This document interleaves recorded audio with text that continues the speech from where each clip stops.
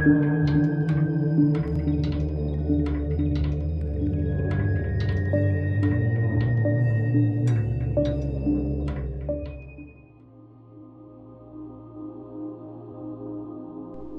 pandang Danan. Perasaan aneh dan menggugah muncul di benakku, seperti bisikan lembut yang mengusik kesadaranku. Ingatanku berlahan kembali, dan jantungku terasa tertusuk tajam saat mengingat apa yang terjadi ketika aku kembali ke alam manusia. Setiap detik yang berlalu terasa seperti beban yang menekan dadaku, mengingatkan akan dosa yang tak termaafkan. Ketika mataku terbuka, bukan Nyi Sendang Rangu yang aku lihat di sampingku, melainkan sosok perempuan cantik yang begitu anggun dan menawan. Kebaya hitamnya membalut tubuhnya dengan sempurna, menonjolkan lekuk tubuhnya yang memikat. Ia berbaring di atasku, membuat aku terperangkap dalam pesonanya. Kulitnya sehalus sutra, dan setiap gerakannya memancarkan keanggunan yang memabukkan. Kau sudah bangun rupanya. Suaranya lembut dan menenangkan, namun tubuhku masih belum sepenuhnya bisa bergerak. Suara itu menyusup ke dalam pikiranku, menenangkan sekaligus membangkitkan rasa takut yang samar. Siapa kau? Aku berusaha berbicara, namun kata-kataku terhenti oleh sentuhan lembut jarinya. Shh, diam. Jari lentiknya menahan bibirku, membuat aku terdiam. Wajahnya begitu dekat, aroma melati yang menyengat menguar di tubuhnya, membius kesadaranku. Matanya menatap ke dalam mataku, seolah menelanjangiku hingga membuat aku tidak berdaya di hadapannya. Darah yang mengalir di tubuhmu memikatku. Aku benar-benar tidak mampu menahannya. Sebuah kecupan lembut menyentuh bibirku, dan telapak tangannya membelai rambutku dengan penuh kelembutan. Sentuhannya seperti kejutan listrik yang menjalar ke seluruh tubuhku, membuat aku terhanyut dalam gairah yang ia ciptakan. Saat itu pikiranku kosong, dan aku terhanyut dalam pesonanya, tak mampu melawan daya tariknya yang memabukkan itu. Tidak mungkin. Aku tidak mungkin melakukan perbuatan itu. Aku terperangah, tak percaya dengan ingatan yang kembali menghantuiku. Setiap kenangan terasa seperti belati yang menusuk hatiku, mengingatkan akan pengkhianatan yang telah aku lakukan. Sosok itu mendekat, wajahnya cemberut seperti seorang kekasih yang merajuk.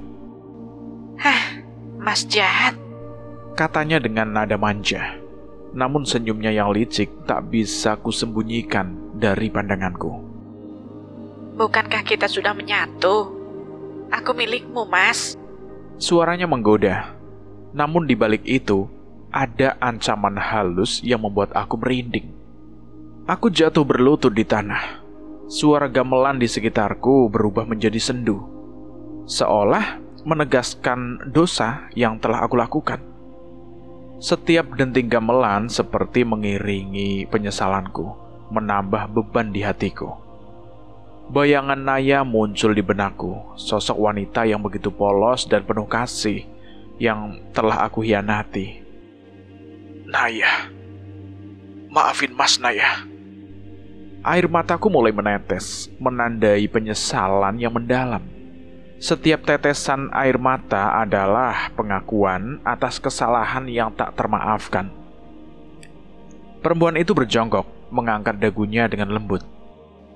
Sebaiknya kita terima saja takdir kita, bisiknya, mendekatkan bibirnya padaku, bersiap menciumku yang masih terperangkap dalam rasa bersalah dan penyesalan. Bibirnya hampir menyentuh bibirku, namun hatiku berteriak untuk menolak. Terlebih antara hasrat dan dosa yang menghantui. Dreng deng deng deng deng deng deng deng. Suara bising tiba-tiba memecah kesunyian gending yang mengalun dari hutan-hutan di sekelilingku. Awalnya, aku hampir mengabaikannya. Namun suara itu semakin mendekat, diiringi teriakan dan sebuah helm yang melayang ke arahku. Jangan dekat-dekat Danan. Dia sudah punya pacar. Suara itu familiar. Brak! Helm itu menghantam wajahku, tepat saat aku menoleh ke arah sumber suara itu. Aduh, Panjul. Aku berteriak, bingung sekaligus kesal dengan kemunculannya yang tiba-tiba dan perbuatannya melempar helm kepadaku. Weh, maaf Nan, maaf. Niatnya mau ngelempar ke setan genit itu. Sahut Cahyo sambil buru-buru memarkirkan motor Vespa tuanya yang suaranya mengalahkan gamelan gaib di hutan itu. Aku berdiri, sementara Cahyo menunjuk perempuan di hadapanku itu dengan wajah kesal. Roro Majid, umurmu sudah ratusan tahun lebih. Seleramu masih berondong. Malu kau sama Nyai Jambrong. Jul, kamu itu ngancem apalagi pantun sih? Ya nggak tahu Nan, nyambung aja gitu kok. Jawab Cahyo asal. Ternyata benar, sosok perempuan itu adalah Roro Majid. Cahyo menjelaskan bahwa ia mengetahui keberadaanku dan tentang Roro Majid dari Boksar. Mas Danan. Suara Roro Majid kembali terdengar manja. Wajahnya nampak cemas setelah kedatangan Cahyo. Gak usah sok manja. Cahyo menanggapi dengan ketidaksukaan yang jelas. Berisik, kau mengganggu saja. Balas Roro Majid. Entah mengapa, wujud dan tingkah Roro Majid semakin mendekati sosok yang membuat aku nyaman. Jul, telah terjadi sesuatu antara... Aku mencoba menjelaskan. Aku tidak suka ada pengganggu. Aku pergi saja. Roro Majid tiba-tiba melayang menjauh dari kami. Anehnya, dia tidak melakukan apapun. Tidak ada kutukan, tidak ada serangan. Aku masih merasakan betapa mengerikan sesuatu yang berasal dari dalam dirinya. Namun dia benar-benar tidak menyerang kami. Yang ia tinggalkan hanyalah rasa bersalah. Aku berusaha untuk tidak menoleh ke arah desa Punden, tempat yang aku singgahi dengan sangat singkat namun penuh misteri. Vespa tua milik Cahyo membawaku menjauh, meninggalkan tempat dengan tradisi aneh itu. Suara mesin motor yang bergetar seolah mengusir semua pikiran gelisah yang ada di kepalaku. Jangan banyak mikir, Nan. Hidup kita itu sudah susah. Dipikirin berkali-kali pun ya tetap susah. Cahyo menyadari lamunanku yang terus berlanjut selama perjalanan. Gak tahu, Jul. Aku ngerasa cepat atau lambat, aku akan kembali ke desa itu lagi. Ya kalau itu memang harus terjadi ya sudah. Paling gak, kamu sempat ngopi dengan tenang sebelum berurusan sama nenek-nenek berwajah mbak-mbak tadi itu. Ucap Cahyo sambil mengincar sebuah warung di pinggir jalan yang terlihat mengundang. Cahyo memarkirkan Vespa tuanya di depan warung kopi. Saat menuruni motor, aku baru menyadari kantong mata Cahyo yang begitu tebal. Sepertinya ia sudah tidak tidur selama beberapa hari. Jangan dipaksain, Jul. Kalau waktunya tidur ya tidur. Kebalik, Nan. Kamu yang jangan maksain diri. Kalau aku cuma fisikku saja yang lelah, tapi kamu, otak sama hatimu lagi gak karuan. Lama-lama bisa edan kamu. Cahyo membalikan pertanyaanku dengan mudah, dan aku pun tidak mampu menyangkalnya. Cahyo pun memesan 2 gelas kopi panas dan mengintip ke arah dapur warung itu. Bu, gorengan angetnya tak bawa ke depan ya, Bu? Anje mas, monggo. Jawab ibu itu dengan ramah. Mata Cahyo berbinar saat melihat mendoan dan pisang goreng yang baru saja selesai digoreng. Ia pun membawanya ke hadapanku dengan senyuman lebar. Ngenenan, tak warai. Menghadapi demit itu gak cuma butuh doa dan ajian, Tapi kopi panas dan gedang goreng juga, ucapnya sambil menikmati pisang goreng hangat yang ada di tangannya. Aku menghela nafas dan sedikit tersenyum mendengar perkataan Cahyo. Saat itu, 2 gelas kopi panas pun diantarkan kepada kami. Monggo mas, niki kopi nih. "Nggih Bu, matur suwun." Balasku singkat.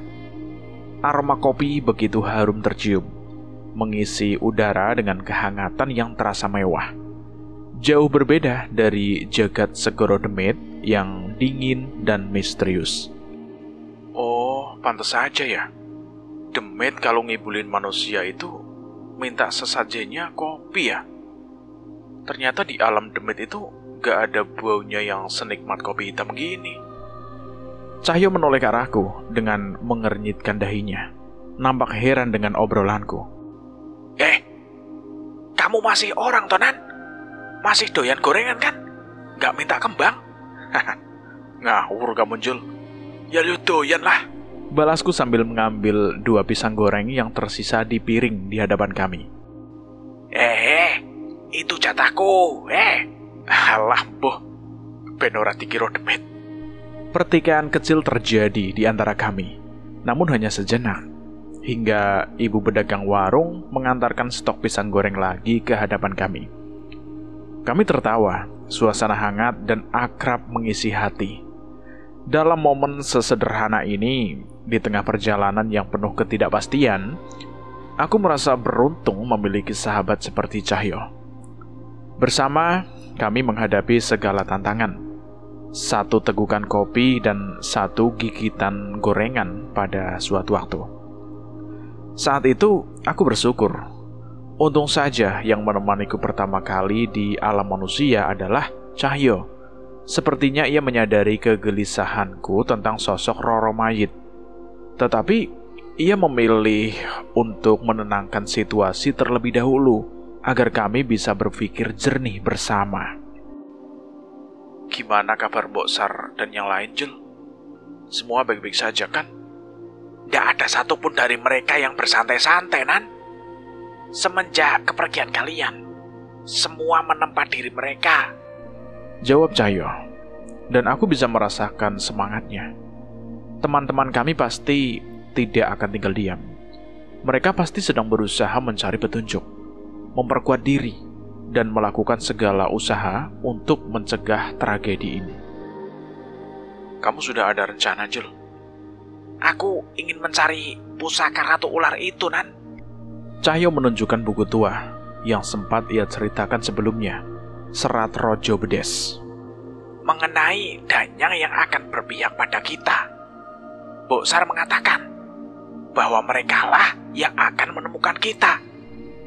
Aku membuka buku tua itu dan terkejut melihat gambar-gambar yang menunjukkan sosok menyerupai Kalabuto, danyang api, hingga makhluk-makhluk dari alam kematian.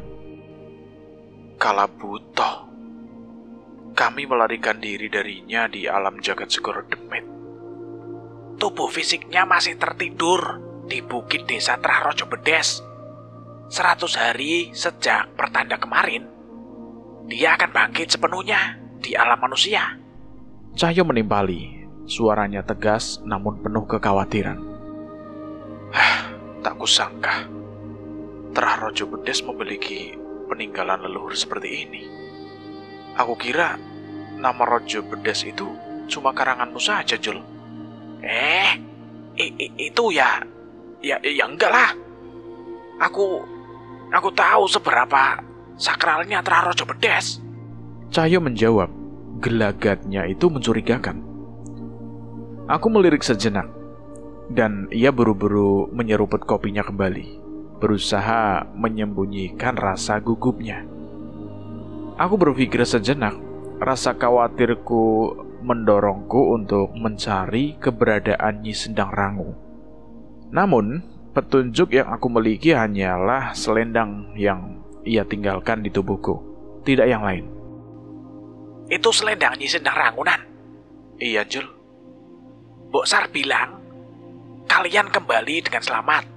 Kepergiannya pasti berhubungan dengan sesuatu yang penting. Jelas Cahyo, matanya berbinar penuh harapan. Benar ucapan Cahyo. Jika memang terjadi sesuatu pada Nyi Sendang Rangu, pasti sudah ada pertanda untuk kami semua. Sudah ada petunjuk tentang pusaka itu dari buku ini? Ada. Mbok Sar mengatakan buku itu menyebutkan tentang pusaka hidup. Sebuah pusaka yang memiliki kesadaran dan terhubung dengan seluruh pusaka di tanah Jawa. Pusaka hidup?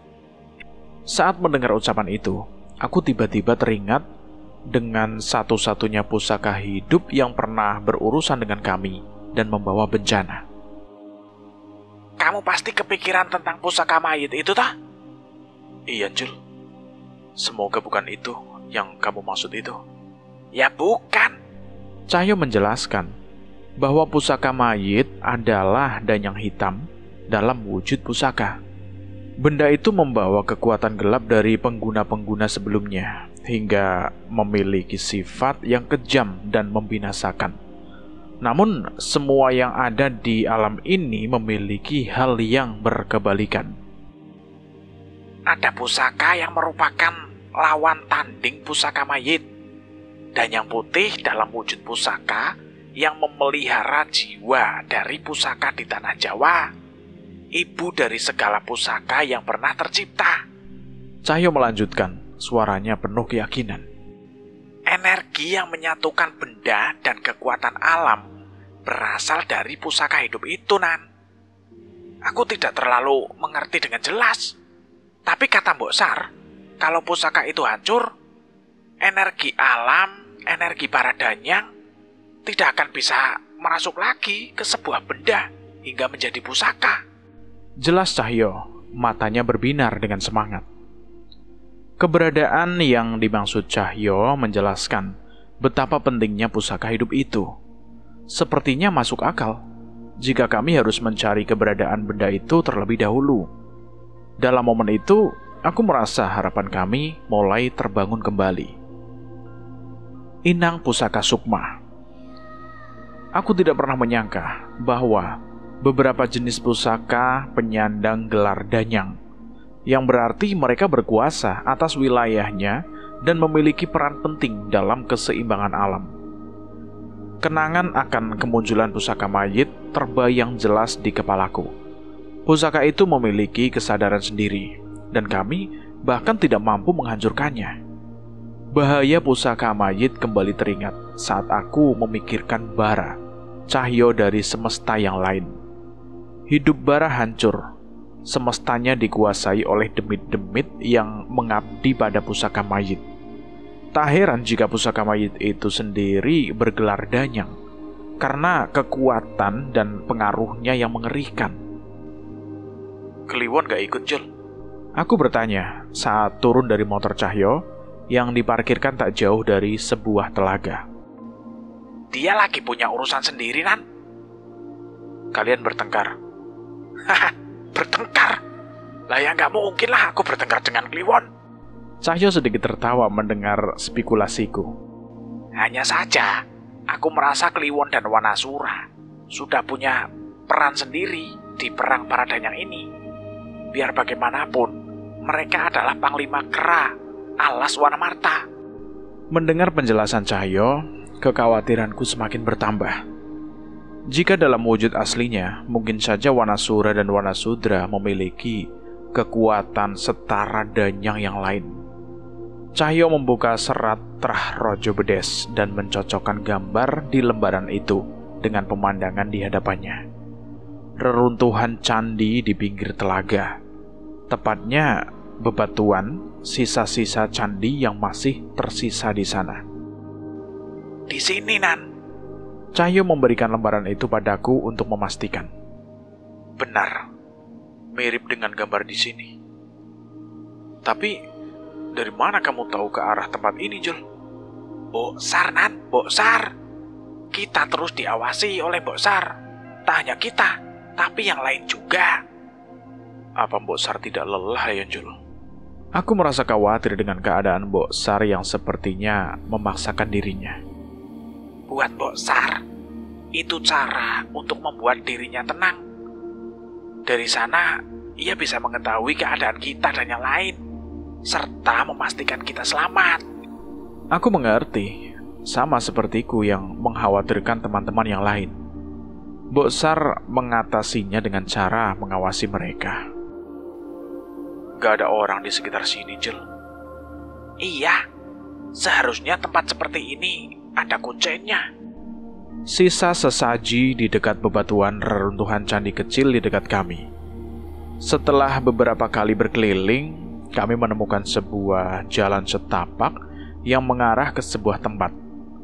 Di ujung jalan terdapat lahan kecil di hutan pinggir telaga, di mana hanya ada satu rumah tua yang berdiri di sana. Klonwon,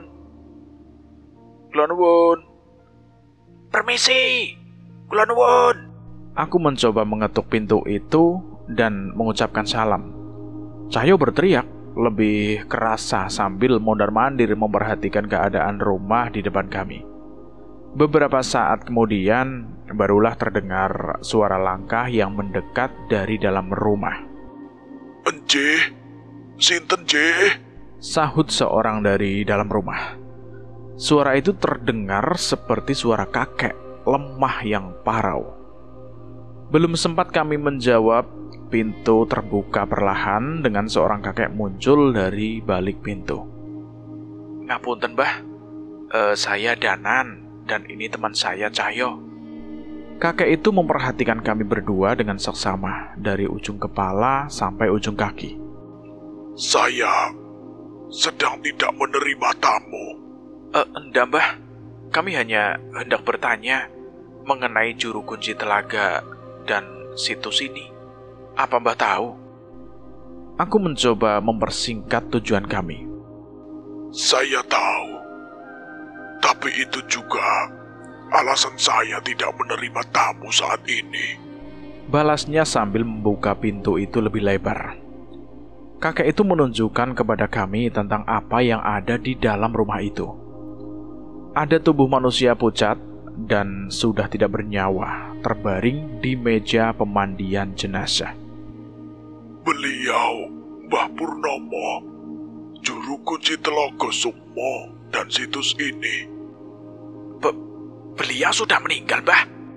Cahyo panik saat mengetahui hal itu. Kami membutuhkan informasi mengenai sebuah pusaka, Mbah. Pusaka hidup yang bisa menunjukkan keberadaan pusaka Ratu Ular. Apa Mbah tahu? Apa ada penerus Mbah Purnomo yang bisa kami tanyakan? Aku pun mengungkapkan semua tujuan kami. Kakek itu menatap tepat ke mataku dan Cahyo. Ia beberapa kali menoleh, seolah memastikan sesuatu. "Kalian tidak berbohong. Masuklah." Sesuai perkataan kakek itu, kami pun memasuki gubuk itu. Rumah tua berdindingkan anyaman bambu dengan penerangan lampu sentir sederhana. "Saya Jumuk. Saya sendiri tidak punya hubungan keluarga dengan Purnomo.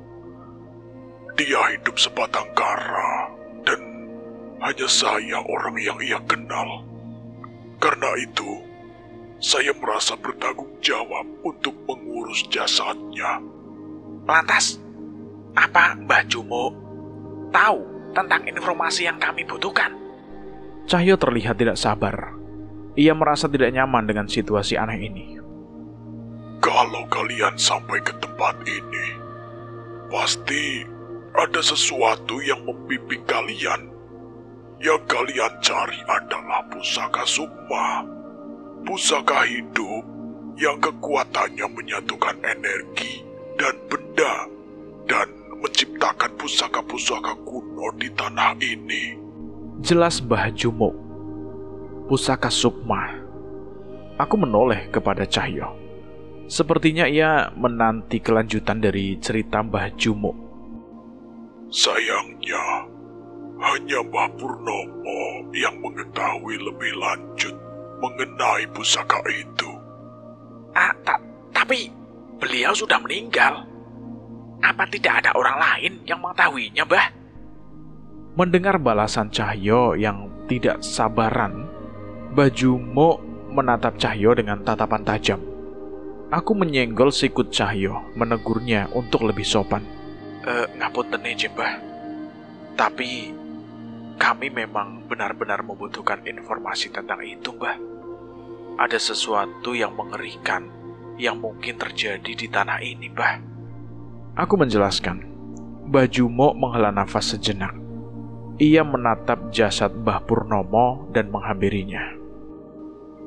Kalau kalian memang membutuhkan Mbah Purnomo, kalian hanya bisa bersabar. Saat ini, ia sedang meninggal. Sedang meninggal? Maksudnya, Mbah? Aku hampir tidak mengerti dengan apa yang dimaksud oleh Mbah Jumo. Mbah, maksudnya Mbah Purnomo tidak meninggal. Beliau sedang pingsan, tidur, atau koma, Mbah? Tidak. Mbah Purnomo sudah meninggal. Kalian periksalah sendiri. Aku dan Cahyo memeriksa tubuh Mbah Purnomo yang terbungkus kain kafan dan benar-benar memastikan bahwa beliau sudah meninggal. Mbah Purnomo sudah meninggal selama 20 hari. 20 hari? Aku semakin tidak mengerti bagaimana jasad Mbah Purnomo tidak membusuk selama itu. Jika seperti ini, biasanya Mbah Purnomo akan bangkit kembali dan melanjutkan tugasnya sebagai juru kunci. Sampai saat itu, tugas saya adalah menjaga tubuhnya. Bangkit dari mati? Mbah tidak bercanda kan, Mbah? Hei anak muda, kematian itu hanyalah konsep yang diciptakan oleh manusia. Selama keberadaan Mbah Purnomo masih ada di semesta ini, beliau masih tetap hidup, hanya dalam wujud yang berbeda. Tidak tentu. Kadang Mbah Purnomo meninggal selama 7 hari, 40 hari, 100 hari, atau yang paling lama 1000 hari. Sama sekali tidak terlihat raut wajah bercanda dari Mbah Jumo. Aku pun menanggapinya dengan serius. Berarti kami harus menunggu, Mbah. Aku memastikan Mbah Jumo mengangguk mengiyakan. Masalahnya, banyak yang mengincar jasad Mbah Purnomo. Rumah ini adalah persembunyian dari dukun dan setan-setan yang mengincar jasadnya. Diincar? Diincar untuk apa, Mbah?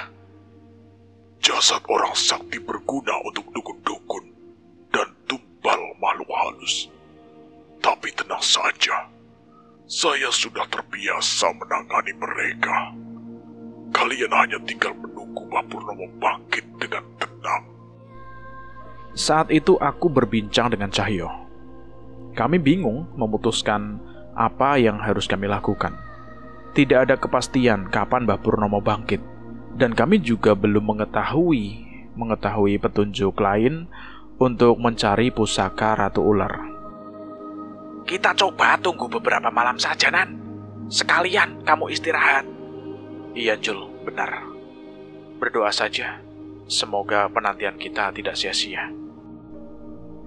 Di sisa hari itu, Cahyo berinisiatif untuk pergi keluar mencari persediaan makanan untuk kami.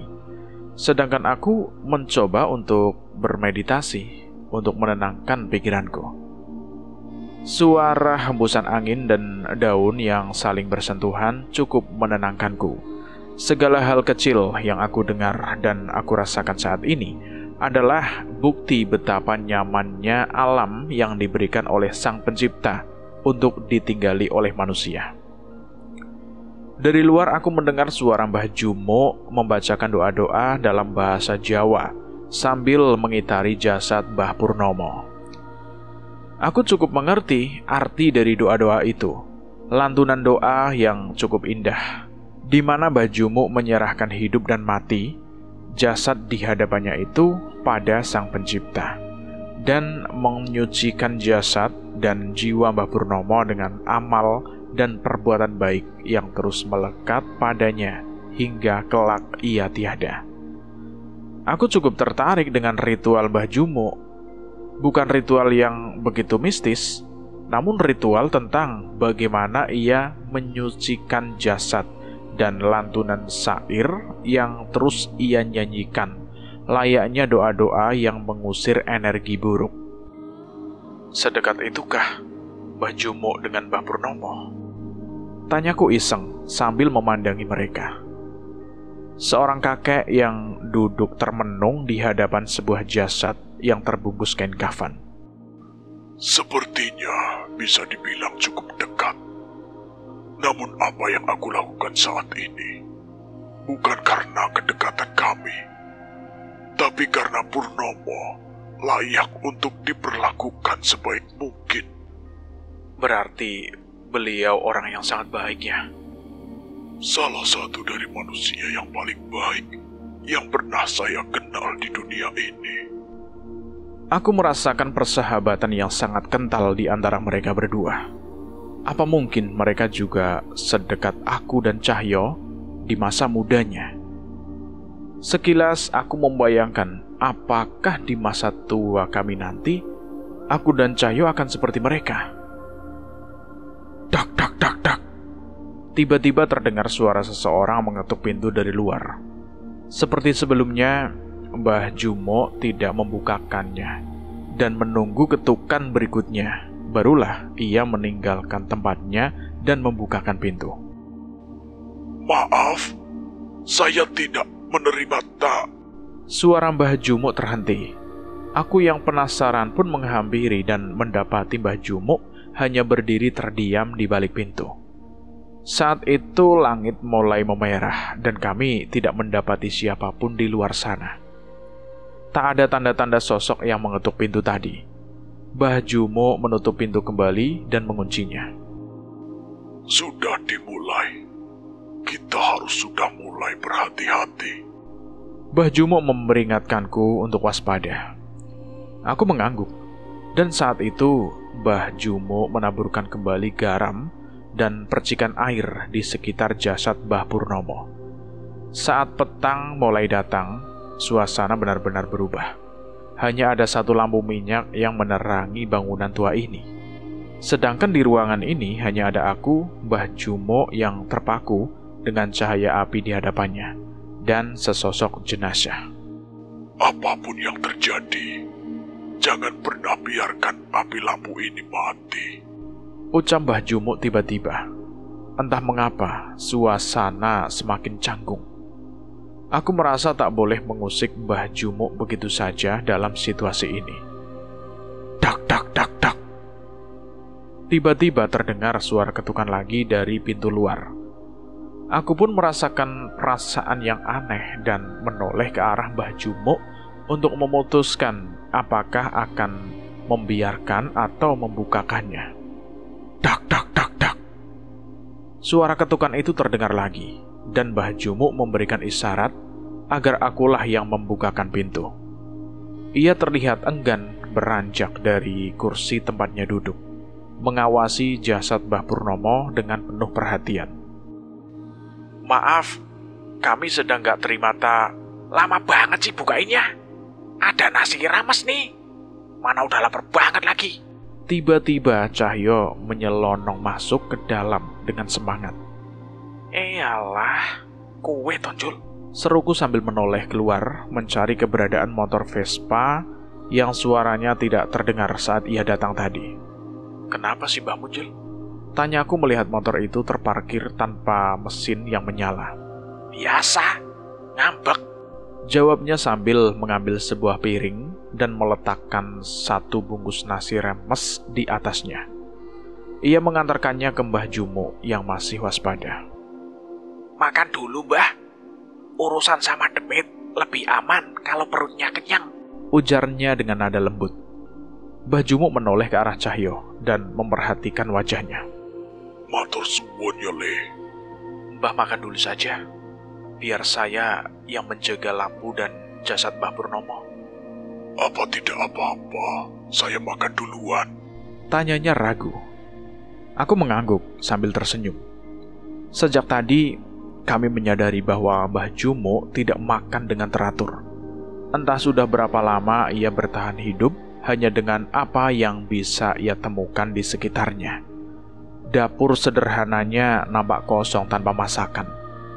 Kami sempat menoleh melihat Mbah Jumo mengambil sedikit nasi untuk dimakan dan menyimpan sisanya. Ia berniat membagi makanan itu untuk dimakan selama beberapa kali. Selama perjalanan kembali, gak ada yang aneh, Jul? Belum. Tapi aku memang merasa tempat ini seperti sedang diincar. Terasa begitu sepi, seperti akan ada badai yang tiba-tiba. Aku menceritakan tentang ketukan pintu sebelumnya yang terasa aneh. Tidak ada wujud apapun dari siapa yang mengetuk. Entah itu manusia atau makhluk lain. Cahyo pun tak bisa berspekulasi apapun tentang itu. Setelah Mbak Jumo selesai makan, kami pun bergantian. Tak butuh waktu lama bagi kami berdua untuk menghabiskan 1 bungkus nasi rames yang dibawa oleh Cahyo. Aroma asap lampu minyak pun berganti dengan aroma kopi hitam yang diseduh oleh Cahyo. Kami bertiga menikmati kopi itu sambil mengobrol santai. Tiap pagi, saya dan Purnomo pasti ngopi di pinggir telaga. Gak pernah absen. Cerita Mbah Jumo, senyumnya menghangatkan suasana. Kopi hitam, udara sejuk, pemandangan yang asri. Nikmat mana lagi yang kau dustakan? Cahyo membayangkan keseharian Mbah Jumo dan Mbah Purnomo. Benar. Setelah semua yang kami nikmati, kami benar-benar bersyukur dan tidak mengharapkan apa-apa lagi. Jelasnya dengan tulus. Aku hanya menggeleng, tak habis pikir melihat kesederhanaan mereka. Tanpa orang lain sadari, tanggung jawab sebagai juru kunci dan pusaka sukma dipegang oleh manusia sederhana ini. Malam semakin larut dan tiba-tiba api di lampu minyak itu bergerak dengan sendirinya. Suasana di dalam ruangan menjadi tegang dan Mbah Jumo berdiri waspada. Buak! Suara keras sesuatu yang jatuh di atas atap rumah mengguncang ketegangan malam. Srak, srak. Suara dedaunan yang bergesekan dan langkah-langkah aneh terdengar di sekitar rumah, menambah rasa cemas yang menggelayuti hati kami. Bah, biar kami. Shh, menengok. Cahyo ingin menawarkan diri untuk menangani situasi ini. Tetapi Mbah Jumo menahannya dengan tatapan tajam. Sukma suci sinaran padang, maringi aku ing pengayoman. Pangusir makhluk kagelapan, dedemit lana lembut, lungo saka kene. Ora ono panggonan kanggo sampeyan ing alam iki. Kalimat itu mengalir dari bibir Mbah Jumo. Diulangnya berkali-kali sambil menepuk 2 buah batu di tangannya. Suara hentakan batu itu bergema, menyatu dengan rapalan yang ia ucapkan. Di dalam ruangan ini, meski tidak ada yang berubah, aku merasakan kehadiran lain yang lebih tenang menyelimuti ruangan tua ini. Jadi ini cara Mbah Jumo melindungi tempat ini. Ucapku pada Cahyo, namun saat itu Cahyo terlihat cemas. Aku takut ini tidak cukup, Nan. Balas Cahyo, tetapi Mbah Jumo menghampiri kami, memastikan bahwa serangan barusan telah berhasil diatasi. Perasaan tidak enak yang kami rasakan mulai berkurang, tetapi kami sadar ini belum selesai. Setelah menanti beberapa saat, rasa cemas membuat aku memutuskan untuk mengintip melalui jendela dan memastikan keadaan di luar. Cahyo pun melakukan hal yang sama. Bah, kami nunggu di luar ya. Cari udara segar. Iya, Mbah. Gak lama kok. Tambahku berusaha menenangkan diri. Mbah Jumo terlihat cemas, tetapi ia melihat api di lampu minyak itu masih menyala dengan tenang. Ia pun mengangguk, mempersilahkan kami. Kami membuka pintu dengan berhati-hati dan menutupnya kembali. Gangguan gaib mungkin sudah pergi, tetapi tanpa kami sadari, tempat ini sudah dikepung. Sosok pria berumur, berambut gondrong, berpakaian layaknya seorang dukun, duduk di batu besar mengawasi kami. Matanya menghitam dan pisau berkarat tergenggam di tangannya. Di sisi lain, ada nenek dengan leher panjang bersisik ular yang mengawasi kami dari atas pohon. Mereka tidak sendiri. Pengikut mereka menyebar dan mengepung rumah Mbah Jumo. Hadapi kami dulu jika kalian ingin berurusan dengan mereka yang ada di dalam. Ucapku pada orang tua itu, berusaha menunjukkan keberanian. Salah satu dari mereka maju, anak buah dari dukun pria tua itu, mengacungkan sebuah parang ke arah kami. Kalian pikir kalian pantas menghadapi kami? Ucapnya, nada suaranya penuh tantangan.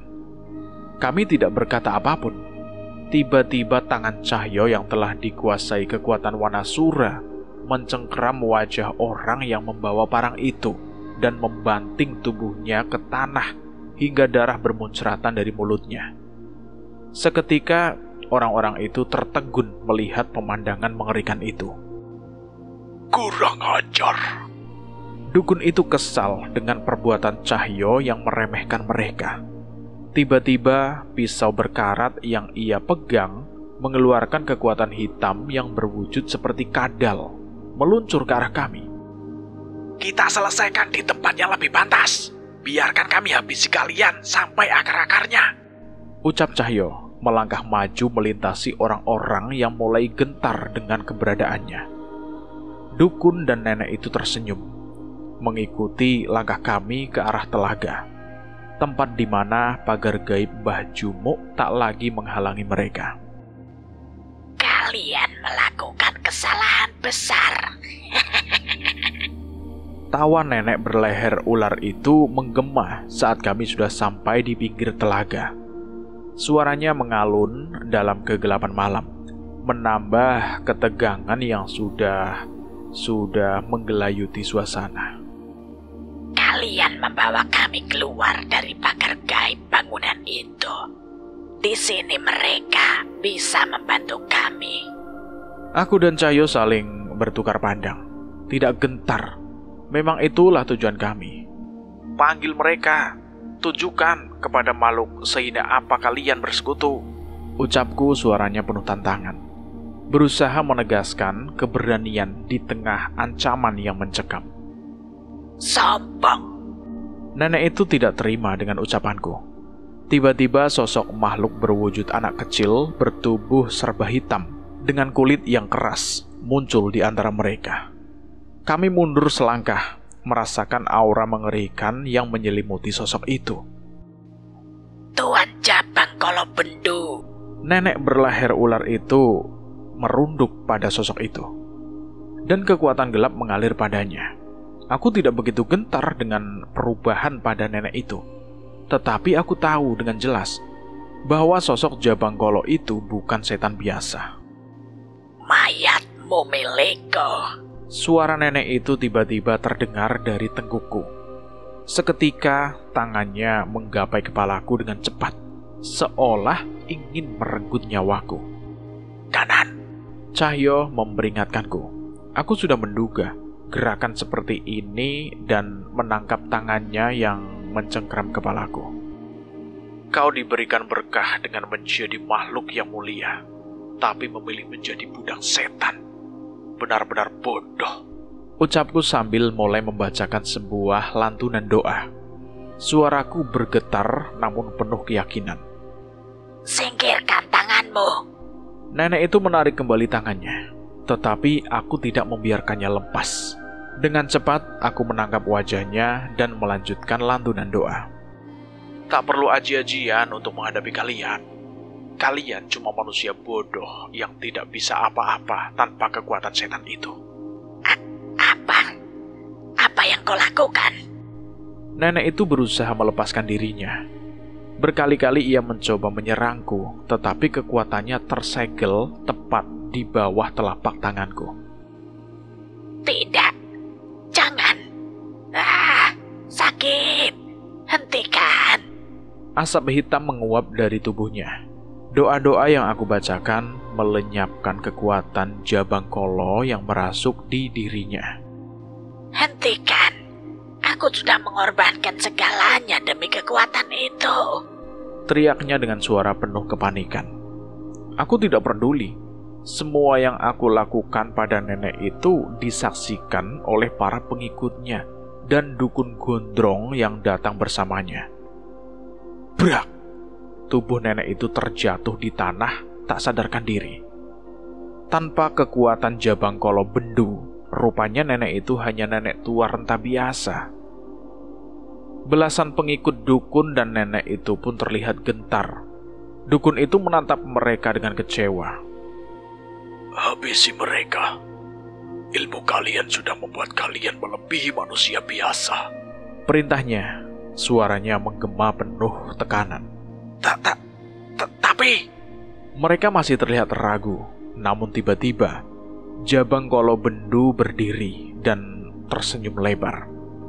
Seketika tubuh anak buah nenek dan dukun itu bergerak aneh. Matanya memutih, kulitnya menghitam, dan mereka mengamuk dengan cara yang mengerikan.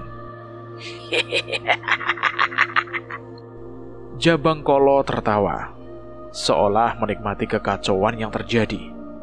Seperti ini adalah permainan baginya. Satu persatu mereka mulai menyerangku dengan parangnya.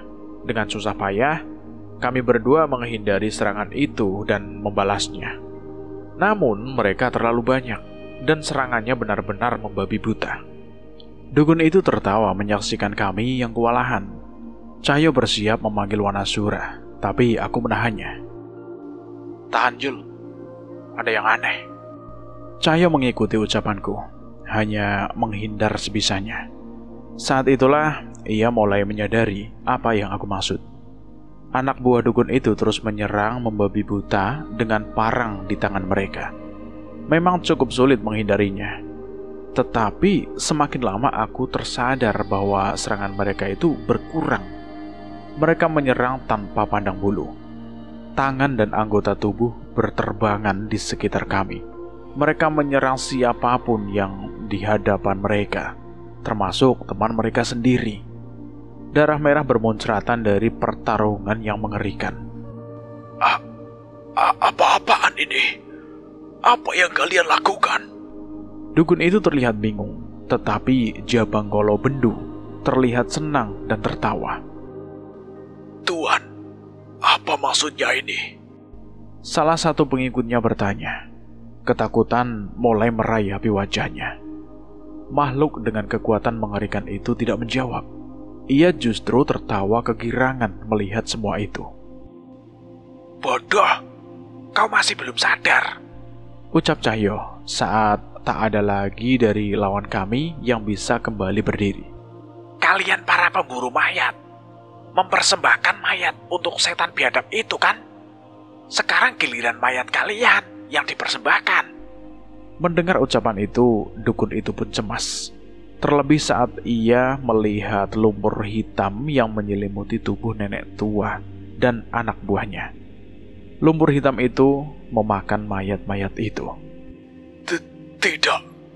Tidak mungkin. Dukun itu menoleh ke arah Jabangkolo Bendu, menyadari senyuman aneh setan yang menatap ke arahnya. Saya bisa menghadapi mereka. Beri saya kesempatan. Seketika, kekuatan hitam menyelimuti dukun itu. Matanya semakin hitam. Lidahnya menjulur bercabang. Ia seperti membuang wujud manusianya. Ekor tumbuh di belakangnya. Wujudnya benar-benar menyerupai tokek yang menyatu dengan manusia. Seharusnya kuhabisi kalian sejak tadi, ucap dukun itu. Suaranya menggeram penuh kebencian. Dukun itu pun mencabut pisaunya dan mengincar kami. Tetapi sebuah kata muncul dari mulut Cahyo. Wanasura!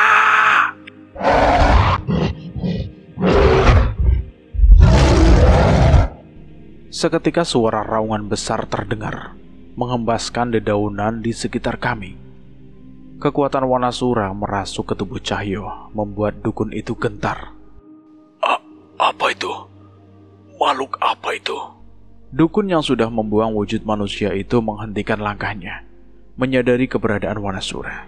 Ternyata nyali pemburu mayat hanya seperti ini, Ucap Cahyo, suaranya penuh percaya diri. Aku mendekat ke arah dukun itu, memperjelas semuanya. Setan yang kau sembah itu sudah sadar bahwa ia tidak bisa mengalahkan kami.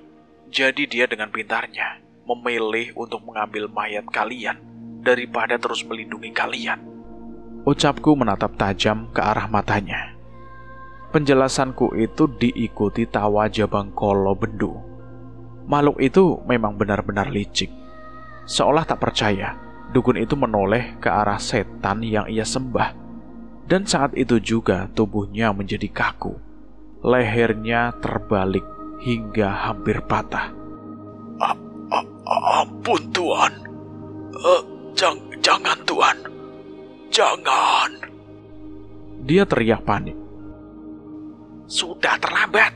Setan tak punya rasa belas kasihan, Ucap Cahyo, suaranya tegas. Krak. Leher dukun itu patah. Dan sekali lagi, lumpur hitam memakan jasad dukun yang baru saja meregang nyawa itu. Dapat dipastikan jiwa mereka akan menjadi budak dari setan biadab itu. Kini hanya tersisa aku dan Cahyo, serta Jabangkolo Bendu. Kekuatan mengerikan yang mengancam terpancar dari setan bertubuh kecil dan hitam pekat. Ia masih terus tertawa, mengintimidasi kami. Namun, tak ada pergerakan dari dirinya. Seperti yang kuduga, setan itu tidak berniat menghadapi kami. Sosok itu menghilang sambil tertawa, tak berbicara sepatah kata pun. Kekuatan menakutkan itu pun perlahan menghilang, tak berbekas. Dia pergi, Nan. Aku mengangguk setelah memastikan tak lagi merasakan kehadiran setan itu.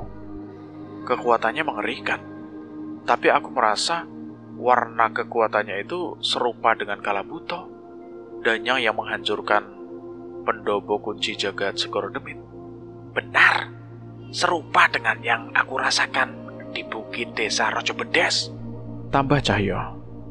Setelah memastikan semuanya terkendali, kami pun kembali ke kediaman Mbah Jumo. Tak ada lagi gangguan yang mengincar bangunan ini, dan kami pun segera masuk sebelum Mbah Jumo semakin khawatir. Tapi suasana begitu gelap, lampu minyak tak lagi menyala, dan sosok pocong tengah berdiri di hadapan kami.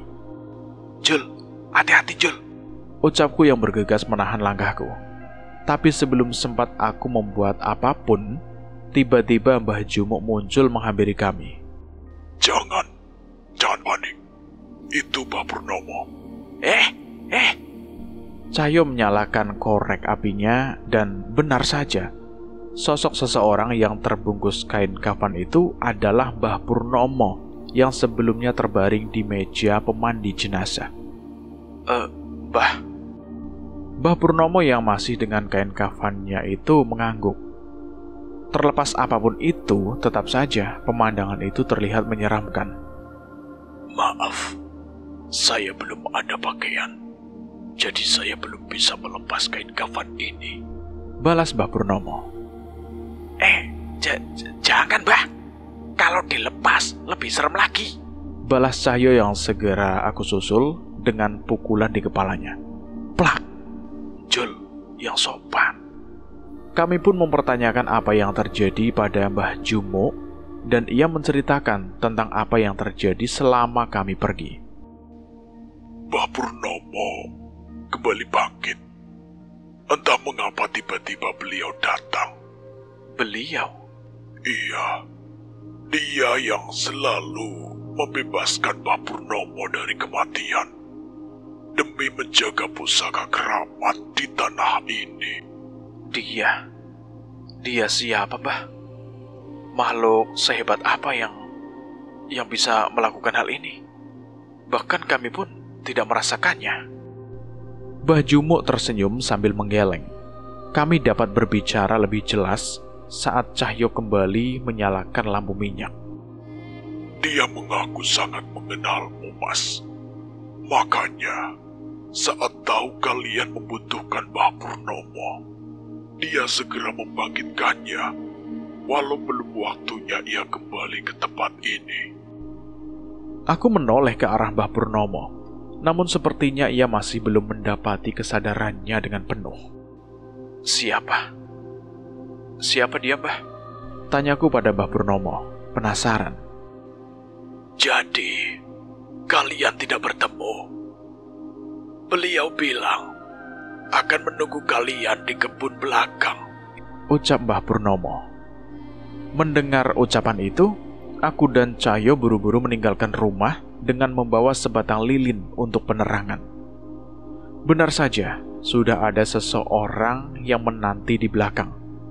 Seorang perempuan yang duduk dengan anggun di atas batu dan menyambut kedatanganku dengan senyuman. Roro Mayit. Ucapku yang segera menyadari sosok yang menanti kami itu. Aku pun melangkah mundur saat ia berdiri menyambutku. Akhirnya, Mas datang. Ucapnya manja, namun ia tidak mendekat lebih jauh. Ia hanya tersenyum seperti mempermainkanku. Mbah Purnomo sudah sadar. Kalian bisa menanyakan apa saja padanya. Kalau Mas Danan membutuhkan aku lagi, bilang saja ya. Gerak-gerik Roro Mayit benar-benar seperti seseorang perempuan yang sedang jatuh cinta. Tapi aku tidak boleh terpengaruh. Dia tetaplah sosok danyang yang telah membawa kematian. Saat Roro Mayit kembali menghilang, kami pun berpaling. Dan seketika Cahyo tersentak dengan keberadaan sosok di belakangnya. Pocong! Sontoloyo! Cahyo berteriak. Suara kagetnya yang melengking, ia terjatuh ke tanah, terperosok dalam posisi yang sangat tidak elegan.